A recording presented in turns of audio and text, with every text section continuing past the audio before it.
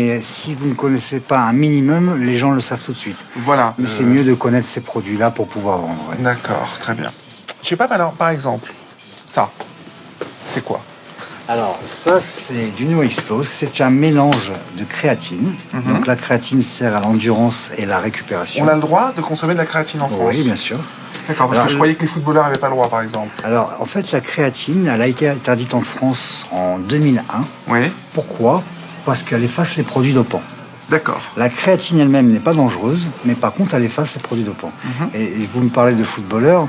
À un moment, on a eu une petite histoire avec ces footballeurs qui prenaient de la nandrolone, de la testostérone, et qui effaçaient ces genres de produits avec la créatine. Mais la créatine, on fabrique de la créatine nous-mêmes. Dans la viande rouge, on a de la créatine aussi. D'accord. Est-ce que dans votre boutique, on peut dire qu'on vend des produits qui vont vous faire gagner en muscles? Ça va aider, oui, à développer la masse musculaire. Bien évidemment, ma question n'est pas innocente, vous vous en doutez. Oui. C'est-à-dire que je pense que pas mal de gens se disent « Ah là là, moi je vais rentrer dans cette boutique et puis le monsieur, là, dans le fond, il va me vendre de la poudre, je vais perdre 4 kilos et je vais prendre du muscle. » le doigt dans l'œil jusqu'au coude. Voilà.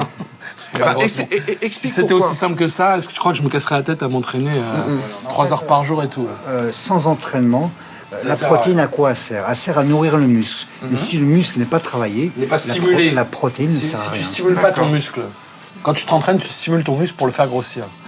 Et après, c'est avec l'apport en protéines qu'il va grossir. Mais si tu le stimules pas, il va pas grossir. D'accord. Du tout. Très bien. Voilà pour cette poupoude-là. Et alors, toutes ces petites pilules-là, on est sur quoi? De la vitamine? Alors là, par exemple, vous êtes sur les boosters et les brûleurs de graisse. Alors, qu'est-ce que ça veut dire? Booster et brûleur de graisse en même temps. D'accord. Alors, pour ce produit-là, vous avez énormément de caféine dans une capsule, d'accord, donc qui va vous stimuler le rythme cardiaque, donc, qui va vous exciter, donc forcément qui va vous booster. D'accord. Pas considéré comme un produit dopant, ça? Pas du tout. Quel autre type de produit Alors après, vous avez des gainers, qui est le contraire de la protéine pure. Ça sert à développer la masse musculaire. C'est plus pour des gens minces qui veulent prendre du poids. D'accord.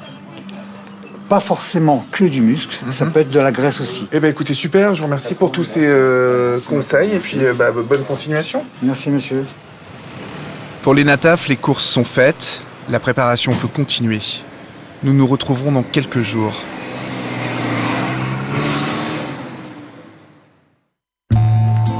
Dans un régime protéiné, il y a donc les compléments en poudre, mais les aliments naturels restent la base fondamentale pour que ce régime soit bien équilibré. Retour à Lille avec Maryse, direction la boucherie du coin, et inutile de préciser qu'ici, Madame Magnos est une cliente plus que choyée. Donc là, en fait, c'est ton boucher. Voilà, c'est toujours ici que je viens chercher 2 fois par semaine ma viande. D'accord. Les escalopes de poulet. Bonjour Sylvie. Alors comme d'habitude, 20 escalopes de poulet s'il te plaît. Manger du poulet en permanence comme ça tape pas un peu sur le système, hein? Disons, je varie, quelquefois je prends de la dinde, mais bon, si, mais bon, du poulet c'est tendre, donc ça me plaît, ça va encore. Ce que je veux dire, c'est que tout le temps, manger du poulet. Mais bon, je mets des aromates, je mets beaucoup d'herbes dedans, tout ça, etc. Donc j'arrive à mettre des couleurs, ça va, ça passe. D'accord. Tu sais, il y a des gens qui mangent tous les jours steak frites, par exemple. Donc moi, c'est poulet tous les jours, et moi, c'est une bonne nourriture. Est-ce que aujourd'hui, la nourriture, en tout cas le moment de manger, c'est un vrai plaisir pour toi, ou alors c'est... Non, c'est pas un moment de plaisir, c'est juste pour me nourrir, c'est pas vraiment un plaisir, on va dire. Ça fait partie encore des sacrifices. C'est tout pour aujourd'hui, Sylvie. Ça fait partie des sacrifices encore qu'on doit faire quand on fait ce sport. Exactement. Et puis tu peux m'en mettre pour la semaine prochaine, comme d'habitude, 20, si tu veux. Oui, 20. Lundi, mardi Mercredi. J'achète par semaine, je viens 2 fois, j'achète une quarantaine à 50 escalopes de poulet par semaine. 50 par semaine. C'est une bonne cliente en poulet, Maryse, donc. Oui, c'est bonne cliente en poulet. Parce que j'ai pensé prendre un poulailler chez moi, mais c'est pas possible. Et hop, un petit chèque cadeau qui va sortir. Oh, voilà, dans les saucisses. Merci Sylvie. Et un chèque cadeau de 3,5 €. Voilà. Pour le prochain achat. Tu vois, je pourrais acheter 2 escalopes de poulet gratuites. D'accord. Prochaine fois. C'est moi qui vais prendre les... Je vous remercie. Et puis en plus... Ah oui, ça... Pourquoi pour quelques jours. Quelques jours. Quelques jours seulement. Genre 3-4 jours. Voilà, exactement. Très bien. Merci beaucoup. À vous aussi, merci. Au revoir. Au revoir. Tout le monde te connaît ici, hein. Le résumé de la vie d'un culturiste tient en un mot, draconien, que cela soit l'entraînement ou le régime. Et voilà le résultat que l'on cherche à atteindre. Un corps où la masse musculaire explose littéralement. Ce joli bébé, c'est Dennis Wolf, un professionnel allemand qui est arrivé 4e au dernier concours Olympia, qui, je vous le rappelle, est le must du must dans le culturisme. Mais à la vue d'une telle musculature, on est en droit de se demander si cette anatomie hors du commun est seulement le résultat d'un travail physique intense. Dans ce sport, régulièrement montré du doigt en matière de dopage, de plus en plus de voix s'élèvent. Mario Bracco appartient à la Fédération de l'haltérophilie et du culturisme, seule fédération reconnue par le ministère de la Jeunesse et des Sports. Mario Bracco milite pour un culturisme dur et surtout pur. Mario, salut. Salut Olivier. Le culturisme est discrédité par le nombre de fédérations qu'il y a en France. Est-ce que tu peux m'expliquer pourquoi il y a la WABA, l'IFBB, je sais plus, il y a une dizaine de fédérations, j'ai cherché. Ouais. D'abord, est-ce que tu es d'accord avec moi sur le fait que ça discrédite ce sport? Complètement. Donc je ne me trompe pas? Non, pas du tout. Tu as entièrement raison. D'ailleurs, tu mets le doigt sur quelque chose qui est fondamental. C'est qu'aujourd'hui, un sport n'a pas lieu d'avoir 10, 20, 15, ou même ne serait-ce que 2 fédérations. Il doit n'y avoir qu'une fédération. Alors ce qui se passe, c'est que moi je fais partie d'une fédération qui est agréée par le ministère des Sports.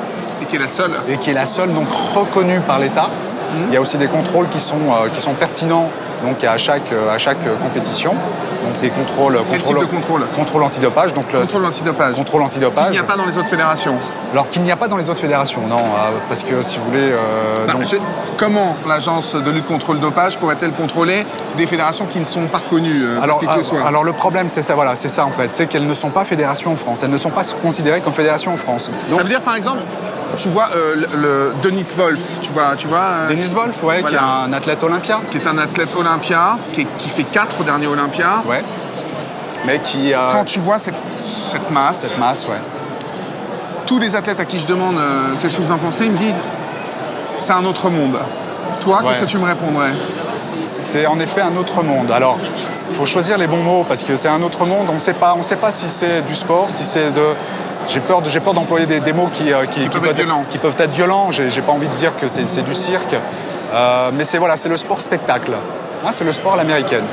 On sait pertinemment qu'un corps, à un bout d'un moment, le corps ne pourra pas aller au-delà d'une limite. Ça veut dire qu'il a pris des trucs pour le pousser à un moment. Il a certainement pris des choses, ou peut-être qu'il est, je sais pas, peut-être qu'il a pris des compléments XXL.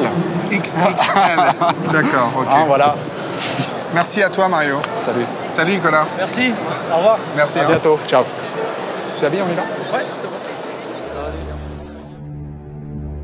Quand on essaie de surpasser ses limites, parce que le corps a ses limites, il peut arriver un moment où il lâche l'athlète. Fabien Gilles a été Monsieur Univers, un titre que tout culturiste rêve d'acquérir. Lui a connu ce sacre, mais on va voir à quel prix. Il a failli en mourir. Aujourd'hui, il entraîne des athlètes dans sa salle du côté de Saint-Étienne. C'est à quelle époque, là? T'es proche d'Univers, là? C'est le jour d'Univers, là. C'est quand j'ai gagné. Ça, c'est la photo qui était prise là-bas. C'est le jour d'Univers, voilà. Donc, t'étais quand même... Très près. Très près. Donc là, tu vois, j'avais plus une pique de graisse sur la peau. Et on est d'accord qu'on ne peut pas atteindre ce niveau-là en buvant de l'eau et en mangeant des escalopes de poulet. Mais en même temps, quel kiff, sans doute, de te voir comme ça. C'est un kiff. Et puis, moi, quand je vois ça, je vois surtout les 10 ans d'entraînement.